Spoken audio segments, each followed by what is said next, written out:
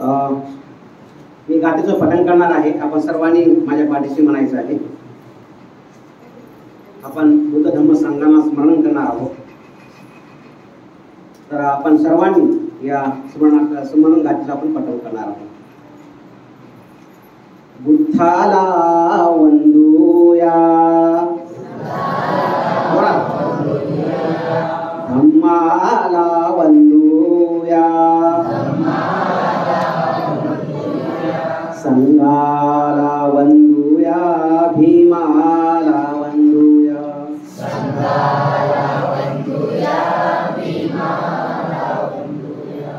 बुद्धाला वंदूया,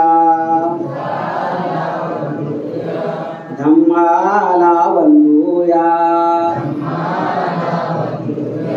संघाला वंदूया, भीमाला वंदूया,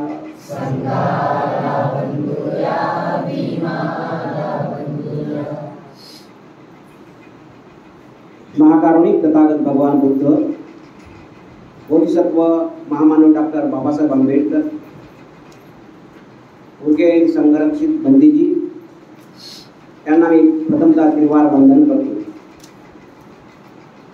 या शिबिराचे नेते धम्मचारी विमलसिद्धीजी व या धम्मपीठावर उपस्थित असणारे सर्व धम्मचारी धम्मचारिणीगण यांना मी प्रणाम करतो. उपस्थित असणारे सर्व धम्मचारी, धम्ममित्र, धम्मसहायक, लहान बालक बालिकांनो, आपणा सर्वांना मैत्रीपूर्ण जय भीम. जय भीम. मला वाटते आपण सर्व आनंदी असाल, सुखी असाल, आपलं मन अतिशय प्रसन्न असेल अशा प्रकारची आपल्याकडून मी अपेक्षा करतोय. आणि मी 25 ते 30 मिनिटांमध्ये माझ्याकडे विषय आहे मी या ठिकाणी आपल्यासमोर व्यक्त करणार आहे. माझ्या अगोदर जो रात्रीला प्रवचन झालेले आहे धम्मचारी अभयसेनजी, धम्मचारी आचार्यजी आणि तिसरं रात्री आम्हाला वेळ नसल्यामुळं आज सकाळी आम्ही प्रवचनाचं नियोजन केलेलं आहे आणि आजचं तिसरं रात्रीचं पुष्प होणार आहे.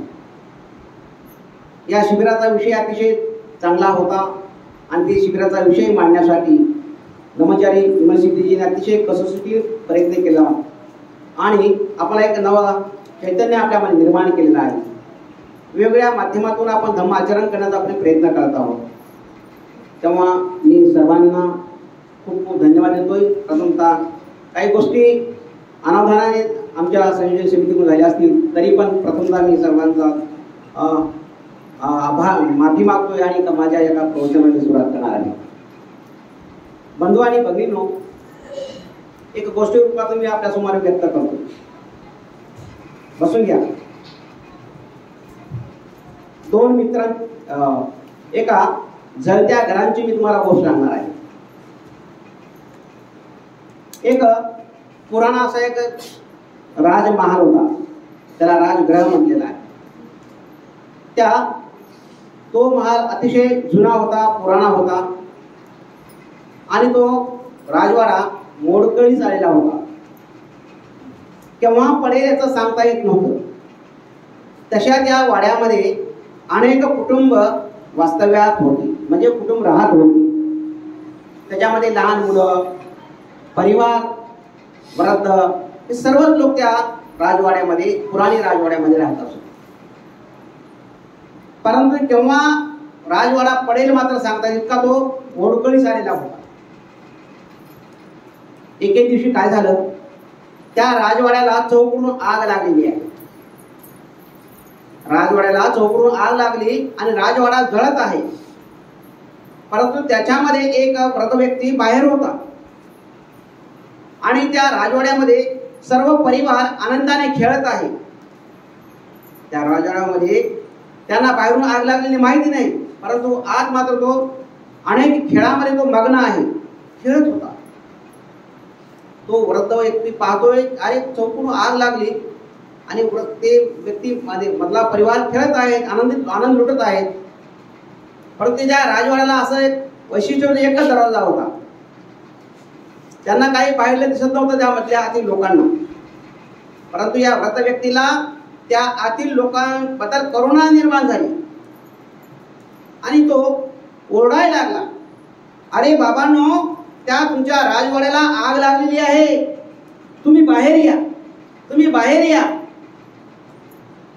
परंतु आतील जो परिवार आहे ना, तो खेळामध्ये इतका मग्न होता, या व्रत व्यक्तीकडे पाहण्याचं देखील त्यांचं लक्ष नव्हतं. आता यांच्या मनामध्ये खूप वेदना व्हायला लागल्या. आग लागलेली आहे, काही क्षणामध्ये लोक मृत्यू पावणार आहेत म्हणून तो ओरडायला लागला, तरी पण त्याच्याकडे लक्ष देत नव्हतं. त्यांना एक युक्ती सुचली. जवळचे खेळा जो आपण लहान लहान मुलांना खेळणीचं दुकान असतो ना, तो खेळणीच्या मध्ये दुकानातले काही सामान खरेदी घेतलं दुकानातलं आणि त्या लहान मुलांना ओरडायला लागलं, अरे बाळांनो, ही तुमच्यासाठी मी खेळणी आणलेली आहे, खेळणी आणलेली आहे. तुम्ही लहान मुलांना खेळणी फार आवडते. एका लहान मुलाने पाहिलं, आपण एक वृद्ध व्यक्ती खेळणी आणलेली आहे पाहिलं, आणि ते लहान मुलं आनंदाने बाहेर पडत आहेत. त्याच्या मागे सर्व परिवार पाणी मागे येत आहेत आणि त्यामुळं त्या घरातील परिवार सुरक्षित झालेला आहे. त्यांच्यापासून तो आधीमधून त्यांना मुक्त करण्याचं काम या व्रत व्यक्तीने केलेलं आहे. गोष्ट संपली, इथं गोष्ट संपली. आता या गोष्टीचा आपण अर्थ घ्यायचा आहे. बंधू आणि भगिनीनो, ते राजवाडा काय आहे, त्या घरातील परिवार कोण होता, त्या परिवाराला वाचवणारा व्यक्ती कोण होता, व्रत व्यक्ती.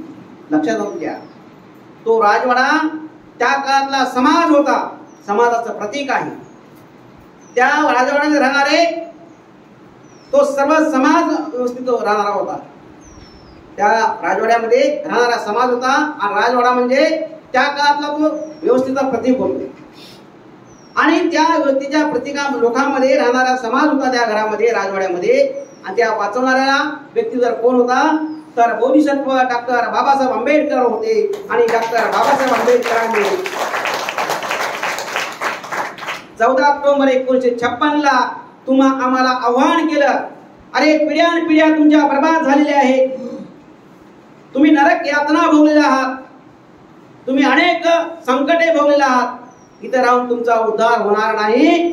अशा या जळत्या घरामध्ये तुमचं परिवर्तन होणार नाही. तुमचं मी परिवर्तन करण्यासाठी जो म्हातारा व्यक्तीने खेळणी दाखवले ना, तर भगवान बुद्धांची मूर्ती उभा केली आणि सांगितलं, मी तुमच्यासाठी भगवान बुद्धाचा धम्म आलेला आहे, तुम्ही या धम्मात या आणि सुखाचा आनंद लुटा. अशा प्रकारे बाबासाहेब आंबेडकरांनी आवाहन केलं. आणि या आगीतून तुम्हाला ऐकलं आहे. ही गोष्ट बाबासाहेबांनी तुमच्या आमच्यासाठी केली आहे, म्हणून आज आपण आनंद लुटत आहोत. आणि म्हणून अशा आधुनिक बोधिसत्वाबद्दल मी बोलणार आहे. माझा विषय आहे आधुनिक बोधिसत्व. आधुनिक बोधिसत्व डॉक्टर बाबासाहेब आंबेडकर. हे आधुनिक बोधिसत्व डॉक्टर बाबासाहेब आंबेडकरांनी तुमच्या माझ्या जीवनाचा एक प्रकाश निर्माण केला आणि तुम्हा आम्हाला जळत्या घरातून बाबासाहेबांनी बाहेर काढलं. साधी गोष्ट नाही बंधू आणि भगिनींनो. बाबासाहेबांचा पाहत असताना ते अनेक संघर्ष या जीवनामध्ये भोगलेले आहेत. बोधिसत्व होण्यासाठी साधी गोष्ट नाही. बाबासाहेबाला बोधिसत्व म्हणतो ना आपण, आधुनिक बोधिसत्व आहे. बोधिसत्व म्हणजे काय सांगतो मला. बोधी म्हणजे उच्चतम अवस्था, प्रज्ञावान व्यक्ती, ज्याच्यामध्ये करुणा आहे, शील आहे. अशा व्यक्तीला मी थोडक्यात सांगतो, त्याला बोधी म्हणतात. बोधी म्हणजे उच्चतम अवस्था, उच्चतम प्रज्ञा, उच्चतम करुणा, उच्चतम शील संपन्न, उच्चतम उदितता, उच्चतम असणारी उपेक्षा, तुडूंब भरलेली जी अवस्था, त्याला बोधी म्हणतात. आणि सत्व म्हणजे प्राणी.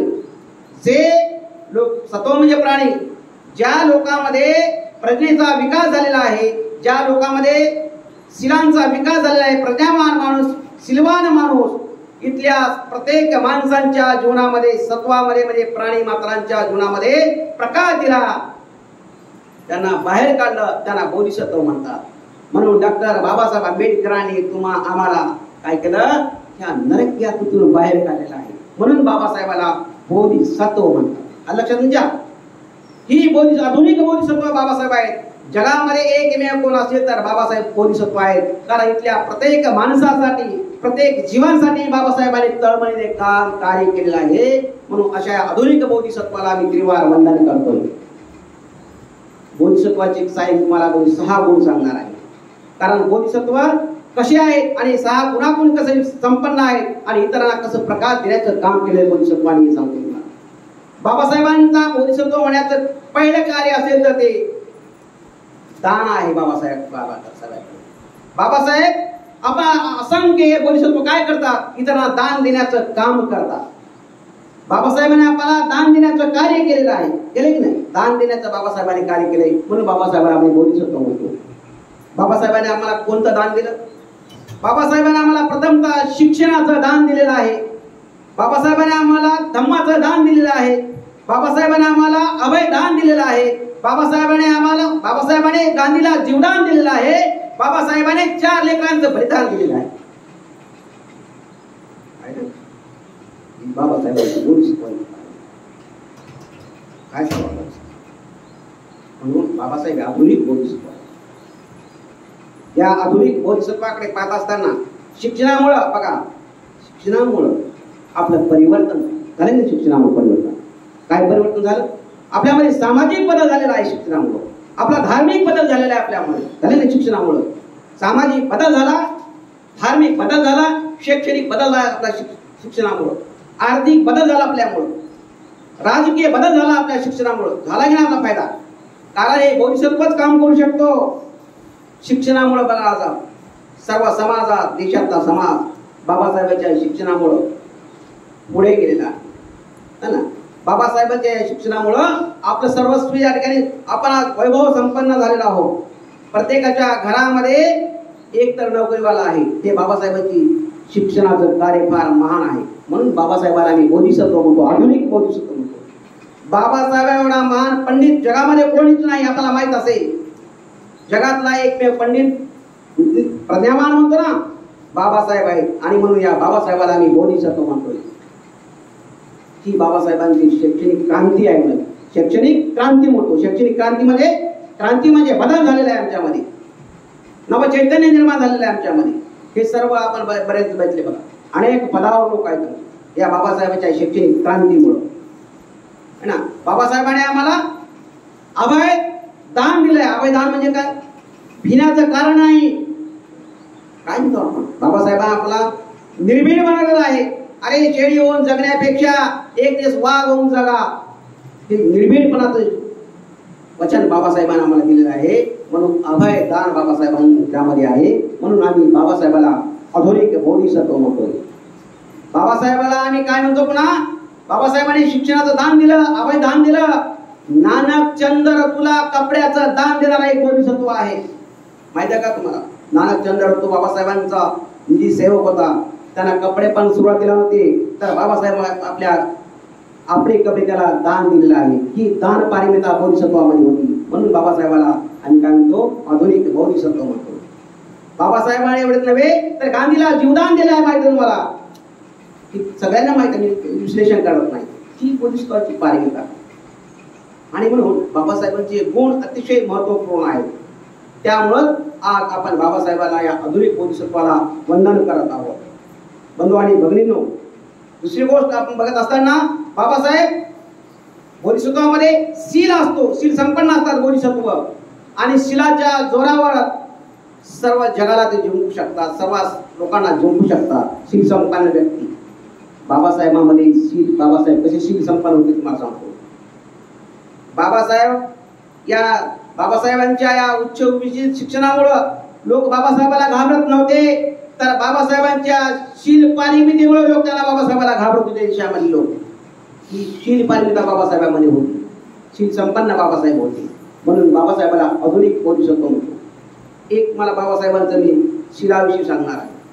बाबासाहेब परदेशामध्ये शिकाय असताना तिथे एक भगिनी बाबासाहेबाला मदत करत होती है ना. मदत करत होती बाबासाहेबांना. बाबासाहेबांकडे पैसा वगैरे काही नव्हतं, पण ती परदेशी महिला बाबासाहेबाला मदत करत होती. परंतु भारतीय व्यवस्थेने बाबासाहेबांच्या विरोधात रान पेटवलं. बाबासाहेब काहीतरी परदेशात जाऊन विचार करत आहे. अशा प्रकारचं भारतामध्ये बऱ्याच काही लोकांनी त्या काळामध्ये बाबासाहेबांच्या विषयामध्ये रान पेटवण्याचा प्रयत्न केला. परत बाबासाहेब आल्यानंतर त्या लोकांना आव्हान केलं, जाहीर सांगितलं, अरे माझ्या कपड्यावर जर शील माझा भ्रष्ट झाला असेल तर मी स्वतःला गोळी घालून घेईन, बाबासाहेबांनी सांगितलेलं आहे. म्हणून बाबासाहेबाला बोधिसत्व आम्ही म्हणतोय. ही शील पारमिता बाबासाहेबांची आहे, साधी गोष्ट नाही. हे आधुनिक बोधिसत्व आहे. आणि हे आधुनिक बोधिसत्व आपल्याला अनेक गोष्टी आपल्याला सांगून जात असतात. बाबासाहेब या ठिकाणी उपेक्षितीचे पारमिता ते पार करत असतात. उपेक्षावान बाबासाहेब होते, म्हणजे बोधिसत्व काम करतात उपेक्षेच्यामुळे. ते कशाची पर्वा करत नाहीत, इतरांना देण्याचंच काम करत असतात. दिलेलं माझ्याकडे ते मिळावं असणे केले त्यांनी कधीच अपेक्षा करत नाही. बघा, ही बाबासाहेबांची उपेक्षा पारमिता आहे. इतरांना बाबासाहेब सर्वच समर्पित केलेलं आहे. आपल्यासाठी केले ना, आपल्यासाठी नाही, सर्व देशासाठी बाबासाहेबांनी आपल्याला समर्पित केलेलं आहे. केले ना, सगळं समर्पित देऊन टाकले, काहीच आपल्याजवळ ठेवलं नाही. बाबासाहेबांनी कधी घर बांधले का पाहिजे का? फक्त बांधले एक राजवाडा. कोणता राजघर बाबासाहेबांनी बांधले, ते पण बाबासाहेबांनी आपल्या पुस्तकासाठी दान दिलेलं आहे. परंतु आपल्या परिवारांना बाबासाहेबांनी कधी दिलेलं नाही. लक्षात ठेवा, त्याच राजगृहामध्ये आज त्यांचा परिवार. इतके बाबासाहेबांनी इतरांना देण्याचंच काम केलेलं आहे. ही बाबासाहेबांची दृष्टिकोन आपण पाहिली पाहिजे. हे सर्व बाबासाहेबांच्या जीवनामधला जो प्रसंग आहे मी तुमच्या समोर ठेवता, की बाबासाहेब आपल्यासाठी एवढं केलेलं आहे ना. किती महान बाबासाहेबांनी केलं आहे. म्हणजे आधुनिक बोधिसत्वामध्ये बाबासाहेब आहे. बाबासाहेबांनी आपल्यासाठी काही ठेवलं नाही. ज्यावेळेस बाबासाहेबांचं महापरिनिर्वाण झालं, त्यांच्या खात्यावर पण पैसे नव्हते. लक्षात ठेवा, इतका बाबासाहेबांनी तेव्हा आम्हाला समर्पित केलेला आहे, काही ठेवलं नाही. म्हणून हे आधुनिक बोधिसत्व आहे. बाबासाहेब शांतिप्रिय होते, शांत होते. बाबासाहेबांनी अनेक लढे लढले, अनेक बाबासाहेब आकड्यावरती लढे लढले. महाडचा 14 तळ्यांचा लढा लढला, काळाराम मंदिराचा लढा लढला. कधी बाबासाहेबांनी हातामध्ये शस्त्र धारण केलेलं नाही. सर्व लढाई संयमाने लढले आहेत, शांतीपूर्वक लढले आहेत. आणि ते आपलं जिंकून घेण्याचं काम बाबासाहेबांनी केले आहेत. म्हणून आम्ही बाबासाहेबाला आधुनिक बोधिसत्व, शांतिप्रिय बाबासाहेब होते. ही बाबासाहेबांची शांतिप्रिय आपण पाहिजे. बाबासाहेबांमध्ये एक दुसरा गुण अतिशय महत्वपूर्ण सांगणार आहेत मला, ते समाधी पारमितीचं परिपालन करणारे होते. म्हणजे चित्ताची एकाग्रता करणारे बाबासाहेब होते. आणि बाबासाहेब 18 तास अभ्यास करणारे बाबासाहेब होते. म्हणून बाबासाहेबांच्या विद्वत्तेमुळे सर्व जग आज नतमस्तक होत आहे ना. 18 तास अभ्यास करणार. आपण ध्यान म्हणतो ना, हेच बाबासाहेबांचं ध्यान. 18 तास चिंतन करणं, अभ्यास करणं. 9 भाषामध्ये 32 डिग्र्या बाबासाहेबांनी प्राप्त केल्या. हे बाबासाहेबांचं समाधी पारमितीचं उदाहरण आपण दिलं आहे ना. 9 भाषामध्ये 32 डिग्र्या प्राप्त करणारा जगातला एकमेव महामानव म्हणजे डॉक्टर बाबासाहेब आंबेडकर आहे. म्हणून या आधुनिक बोधिसत्वांचं किती आपण गुण इथं आकाश म्हणतो ना, आकाश काय गीता आहे माझ्याकडे, आकाश किती बघा. काही एवढं झालं तरी बाबासाहेबांचं आपल्याला फिटणार नाही. इतकं महान बाबासाहेबांचं कार्य, या आधुनिक बोधिसत्वांचं कार्य या ठिकाणी झालेलं आहे. बंधू आणि भगिनींनो, एवढ्या बाबासाहेब थांबले नाहीत. बाबासाहेबांच्या एक महान अशा गोष्टीकडे मी जाणार आहे. ते म्हणजे बाबासाहेबांच्या जीवनाकडे शेवटच्या क्षणावर असताना बाबासाहेब म्हणतात, अरे मी सर्व समाज समर्पित केलेला आहे, परंतु माझा समाजाचा उद्धार आणखी मला काही करायचं आहे. म्हणून बाबासाहेबांनी 14 ऑक्टोबर 1956ला भगवान बुद्धाच्या धम्माच्या ओटीत तुम्हाला आम्हाला टाकला. धम्माचं तुम्हाला दान दिलेलं आहे, आम्हाला दान दिलं. या धम्मामुळेच आमचं आज या ठिकाणी आलो होतं बघा, आहे ना. इथपर्यंत आम्ही आलो होतो बाबासाहेबांच्या धम्मामुळे. या धम्मक्रांतीमुळे आम्ही इथपर्यंत आलो. धम्म जर मिळाला नसता तर आम्ही आज कुठं झालो असतो काही सांगता येत नव्हतं. म्हणून बाबासाहेब त्या ठिकाणी एक आव्हान केलंय, आम्हाला सर्वांना आव्हान केले धर्मांतराच्या वेळेस. माझ्या बंधूंनो, तुम्हाला माणुसकी प्राप्त करायचं असेल तर धर्मांतर करा. बाबासाहेब त्या काळात सांगितलं होतं लोकांना, तुम्हाला माणुसकी प्राप्त करायचं असेल तर धर्मांतर करा. तुम्हाला समता प्राप्त करायचं असेल तर धर्मांतर करा. तुम्हाला स्वातंत्र्य पाहिजे असेल तर धर्मांतर करा. तुम्हाला सुखाचा संसार करायचा असेल तर धर्मांतर करा. ही बाबासाहेबांची तळमळीची हाक 14 ऑक्टोबरला दिलेली आहे. त्या हातीतून काही लोक धर्मांतरित झाली आणि बौद्ध झाले. ही बाबासाहेबांची तळमळीची हाक बोधिसत्वांची आहे. म्हणजे पहा, आपण बौद्ध लोक आहोत, बौद्ध म्हणतो ना, याच्याकडे जरा नाही. बौद्ध उपासक उपासिका काय भांगड्यात आपण पाहून पहा तुम्हाला. आपण बाबासाहेबांनी धम्माच्या ओटी टाकलं का, हा धम्मा तुम्हा आम्हाला मानव मुक्तीकडे नेणारा धम्मा आहे. हा धम्मा तुम्हा आम्हाला निर्वाणाकडे नेणारा धम्मा आहे. तुम्हा आम्हाला एक समतेकडे नेणारा भगवान बुद्धाचा धम्म आहे. या धम्मामध्ये बाबासाहेबांनी आपण टाकलाय. कारण बाकी धर्मामध्ये आपल्याला आधार नाही, आपला माणुसकी नाही, आपली किंमत नाही, आपला तोंड असून बोलता येत नाही, नाक असून श्वास घेता येत नाही, कान असून ऐकता येत नाही, अशा धर्मामध्ये आमचा उद्धार होऊ शकत नाही. तर तुमचा उद्धार भगवान बुद्धांच्या धर्मामध्येच होऊ शकतो. आधुनिक बोधिसत्वाने आपल्याला आव्हान केलेलं आहे. म्हणून आज आपण सर्व कोण आहोत? बौद्ध बनलेला आहोत. म्हणून आज या बोधिसत्वाला आम्ही अभिवादन करत आहोत. बंधू आणि भगिनींनो, आपण सर्वांनी लक्षात ठेवलं पाहिजे. हे सर्व बाबासाहेबांनी हे केलं, ते केलं, ते केलं आपण आता म्हटले, परंतु आम्ही बाबासाहेबांच्या धम्मक्रांतीला गतिमान करण्यासाठी आपलं काय योगदान, हे फार महत्वाचं मी तुम्हाला सांगणार आहे. आपण काय करणार आहोत? आज 4 दिवसापासून धम्मचारी रात्र दिन आपल्यासाठी धम्म प्रचार प्रसाराचं काम करत आहेत, धम्म उपदेश करत आहेत. आपलं काय योगदान बाबासाहेबांसाठी हे आपण चिंतन या ठिकाणी करून घेऊन जायचं आहे. लक्षात ठेवा, बाबासाहेबांनी सांगितलं, अरे मी तुम्हाला एवढंच सांगेन, तुम्ही मी सांगितल्या मार्गाने जा, तुमचा जय जयकार होणार आहे, तुमचा उद्धार होणार आहे. माझा जय जयकार करून तुमचा उद्धार होणार नाही. मी जे काही तुम्हाला सांगितलेल्या गोष्टी आहेत त्या गोष्टीच्या मार्गाने जा, निश्चित तुमचा उद्धार होणार आहे. बाबासाहेबांनी आम्हाला सांगितलं. म्हणून आपण त्या मार्गाने जाण्यासाठी आज या ठिकाणी आपण प्रतिज्ञा घेणार आहोत. या ठिकाणी आपण निश्चय करणार आहोत की हे मात्र आपल्याला शिकायचं आहे.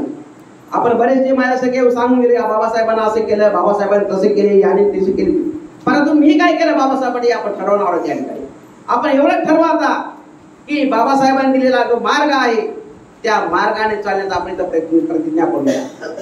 एक महत्त्वाचं बाबासाहेबांनी सांगितलं, जा तुमच्या घरावर राजकर्ती बनण्याचा संकल्प करा. तुम्ही या ठिकाणी निश्चय करा.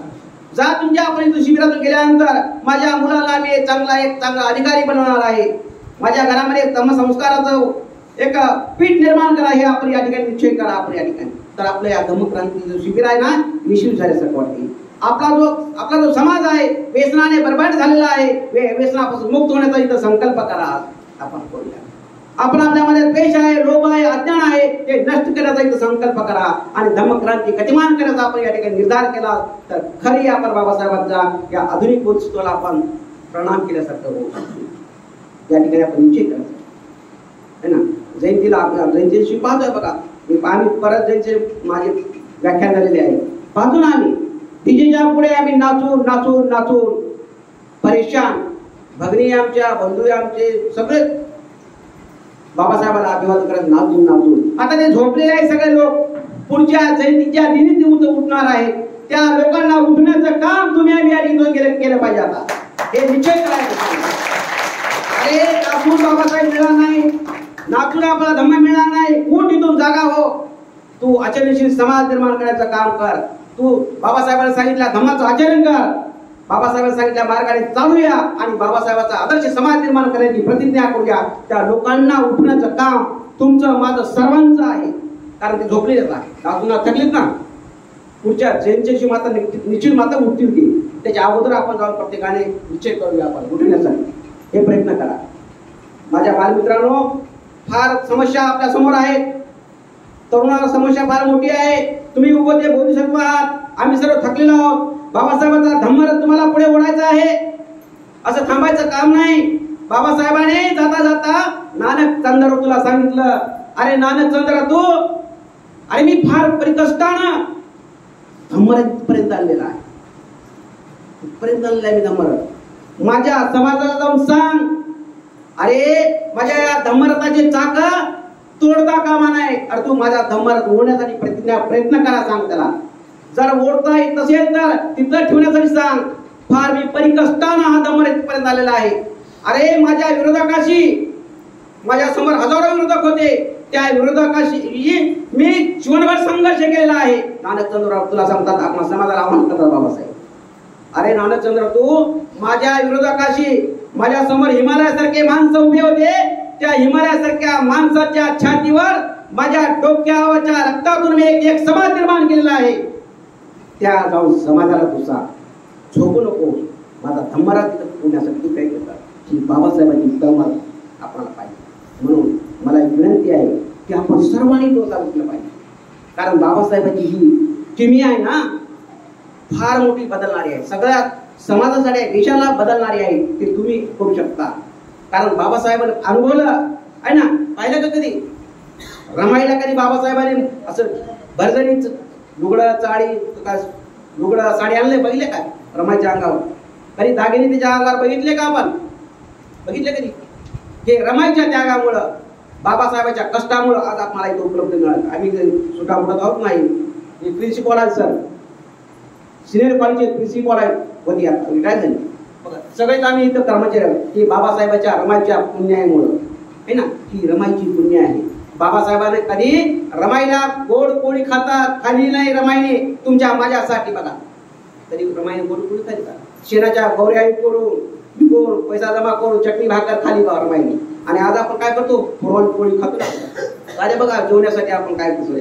ही रमाईच्या त्यागामुळे, बाबासाहेबांच्या त्यागामुळं आपल्या या बाबासाहेबांनी एवढं त्याग केला. आणि नाना तुला म्हणतात, अरे नाना चंद्र तू मी 4 लेकराला बलिदान दिलं, माझ्या रमाला कधी मी संग घेतलं नाही, तिला जीवनभर देना बोलण्यासाठी मला वेळ मिळाला नाही, असं मी संघर्ष केला. रे तू माझ्या समाजाला सांगण्याचं काम कर, अशा बाबासाहेबांनी तुम्हाला आम्हाला आव्हान केलेलं आहे.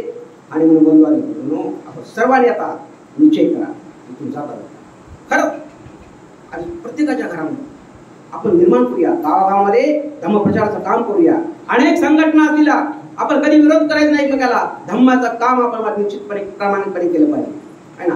धम्म प्रचार प्रसार करणं हीच मानव सेवा बाबासाहेबांनी म्हटलेलं आहे. म्हणून आपण सर्वांनी घरी गेल्यानंतर निश्चय करायचा आहे. मुख्याला धम्मवर्ग दर रविवारी चालू असतात, त्या धम्मवर्गाला या तुम्ही. त्या ठिकाणी धम्म प्रशिक्षण मिळणार आहे.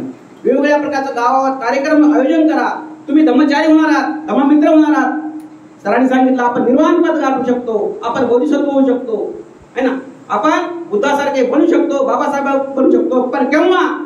जर आपण आचरणात आणलं, बाबासाहेबांच्या मार्गाने गेलो, तर आपण सर्व जग बदलू शकतो. आपण बदलू शकतो, जगाला बदलू शकतो, आपल्या परिवाराला बदलू शकतो. म्हणून या प्रसंगी मी सर्वांना आवाहन करतोय, आपण विनंतीपूर्वक आपल्यामध्ये जाता नाही कारण शांतपूर्वक जायचं आहे. मला शांत व्यवस्थित समाधान. नाहीतर आता मी शिबिर करून आलोय, आता माझ्या एवढा कोणीच असं नाही. सांगितलं राहते बघा, गर्व कधीच करायचं नाही, अहंकार कधीच करायचं नाही, द्वेष कधीच कोणाला करायचं नाही. आपण सर्वांना एक चांगला आदर्श बौद्ध बनायचा, आपल्याला एक चांगला व्यक्ती बनायचा आहे. ही आपण निश्चय करा. आणि जाता जाता एक गोष्ट सांगतो, त्या गोष्टीचा अर्थ घ्या आणि माझी एक नाही माझं प्रवचन सांगणार.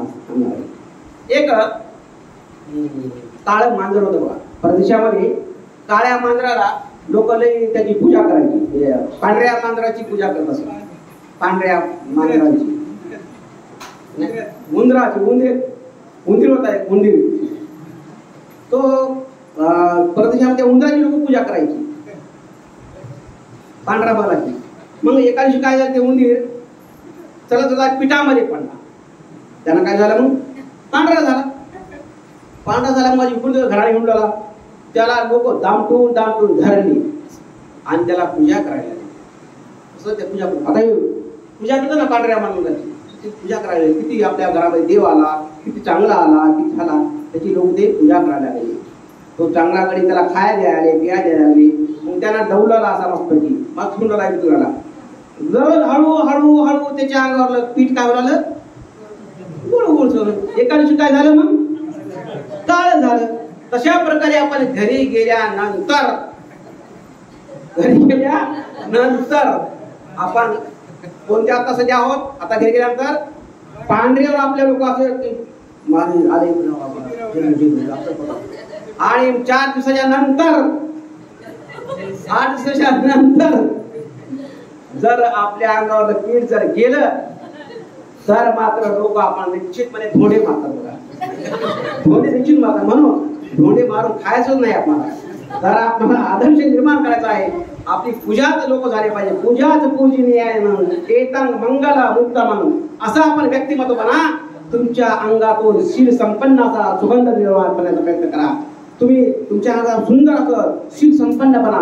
म्हणजे तुमच्या आदराने पूजा करतील. आणि किती सुंदर आहे. एक मुलगा पाहिला मी काल वर्गामध्ये सहज फिरलो, सुंदर आहे. त्या ठिकाणी काही धम्माचरण करायचा बाबतीत सांगता.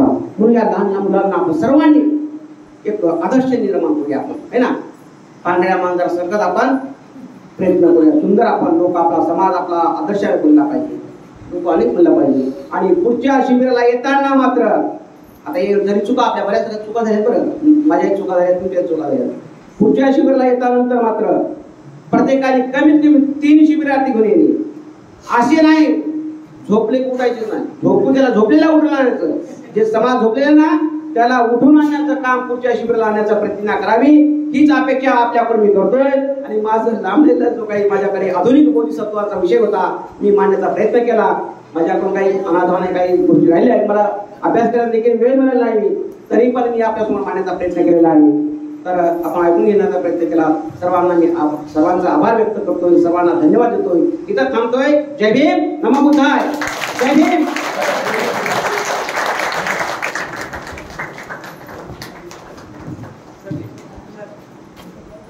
धन्यवाद ब्रह्मचारी आनंद गरुडजी. जेवढा उत्साह ह्या शिबिर करण्याच्या